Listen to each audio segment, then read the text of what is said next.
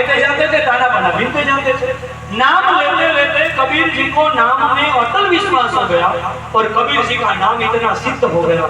और जब नाम सिद्ध हो जाता है तो क्या होता है, यह बताने के लिए एक बहुत अच्छी घटना कबीर जी के जीवन में घट गई। कोई एक कोढ़ी आदमी जिनको कोढ़ का रोग था, अपनी व्याधि को असाध्य मान करके कबीर के घर पर आया। क्योंकि जब लोग डॉक्टर से थक जाते हैं ना तो महात्माओं के पास जाते हैं, बाबा जी के पास जाते हैं।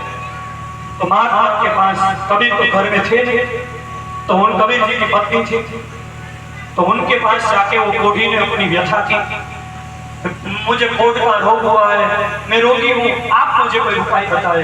जब कबीर जी की पत्नी को वो आदमी ने अपनी व्यथा कही तो स्त्री को जल्दी दया आ जाती है। तो कबीर जी की पत्नी को दया आ गई तो उसने कहा 3 बार बोलो राम राम राम। तो वो आदमी ने कबीर जी की पत्नी की बात सुन करके वो कोढ़ी 3 बार बोला राम राम राम। तो वो कोढ़ी का कोढ़ अच्छा हो गया।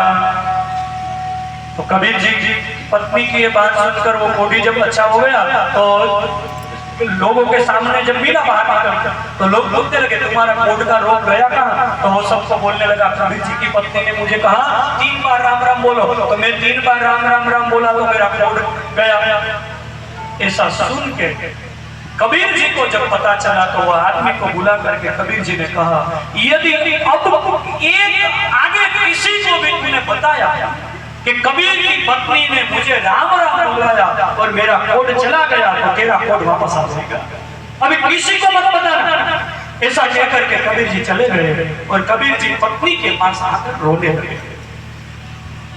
तो कबीर जी की पत्नी ने पूछा पतिदेव क्यों रो रहे हैं? तो कबीर जी के रोते हुए देखकर जब पत्नी ने पूछा तो कबीर जी ने कहा आज तूने एक कोढ़ी को